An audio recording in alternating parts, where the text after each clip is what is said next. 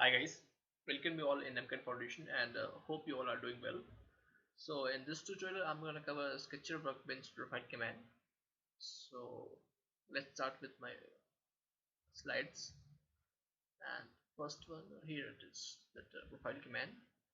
So you can see this is the dialog box of that profile command, and the first one is profile, then rectangle. So in today's session I'm going to cover up to this rectangle, and after in my further sessions I'll cover then circle, spline and other one. So let's start with this profile command, profile toolbar. So I'll switch my screen to CATIA V5 and go with file, new, part, then OK. And I have to select any of plane, so front plane, and here it is. You can see here that profile command. So first one is profile tool. Okay. So before starting that profile tool, let me clear one thing. You all know that this line, okay, so if you click in this line command, so you can see you can create one single line like this. But if you want a line which is having a continuous line with propagate with some direction, so that you can choose this profile command. So this is nothing but one kind of a continuous line with, if you want, you can adjust circles also. Okay, so I'll show you how you can work. See, front this then you can if you want you can move bottom and top also, so like this. And if you want to create circle, so just a long press of your mouse left button. I'll show you. See, long press of mouse left button, then if you want you can switch this side or either in back side. So this is how this profile command, profile toolbar is working. And coming to the next one, that is rectangle. Okay, so first one is a normal rectangle. Click on any of point. So I'll make it constraint, make it as a 30 or as 100 by 100. Okay, so 100 by 100. So you can see it's a fully constraint after defining that the edges of this dimensions. And you can see here ISO constraint. Okay, that is fully constraint. So coming to that next one, which is oriented rectangle.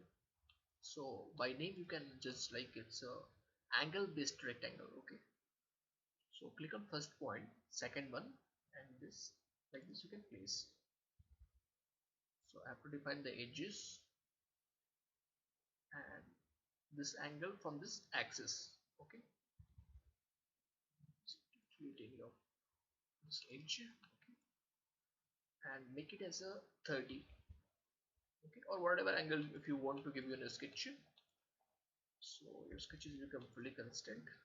So this is how this oriented rectangle is working. And next one is parallelogram. So we all know that the basic of parallelogram is no rectangles, and it's like opposite sides are parallel and equal in length. So click on here or like any of point, first, second, third. Okay, the same thing you have to define that edges and from dimension of V and H positions. Okay, then it will become fully considered. The next one is elongated hole. So if you want to create any of a plate which is having a wheel like dolly wheels and all, so basically it's working as a slot adjustment. Like if you give any 5 or 4 mm slot adjustment tolerances, so this is basically going to work with elongated hole. So first point, second point, and then you have to define like that. And I have to define this length of this line. Suppose it's a 180 or whatever it is. So it's become fully constrained. So this is how elevated hole is working. And next one is cylindrical elongated hole. So defined first point, then second one, third one, and like this. Okay, fourth one you have to place by your order. Okay, whatever you want. So like this I can place, and I have to define this large one radius. Okay, so once I define this radius, and so it will become fully constrained. Okay, and if you want to create after this V and H, so you have to define that particular position of from V to H. So coming to that, next is keyhole keyhole profile. Okay, then first point and second point, and third point is this one, front side, and fourth point is back one. Okay, so once you defined, and you have to define this line also. So suppose it's 500 or whatever, so it has become fully constrained. Okay, so next one is hexagon. Okay, hexagon straight.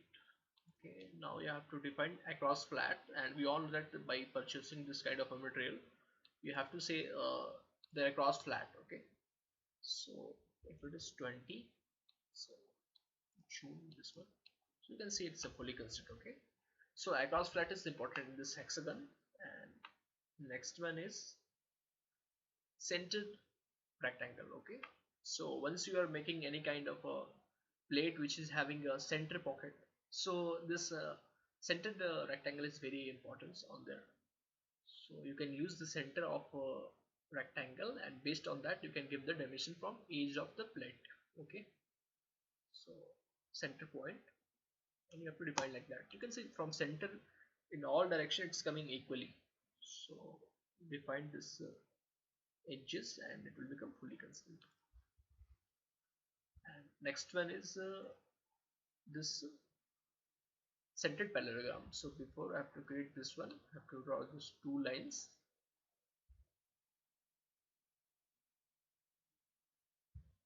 Okay, now just click on this one, first, second, and like this you can create.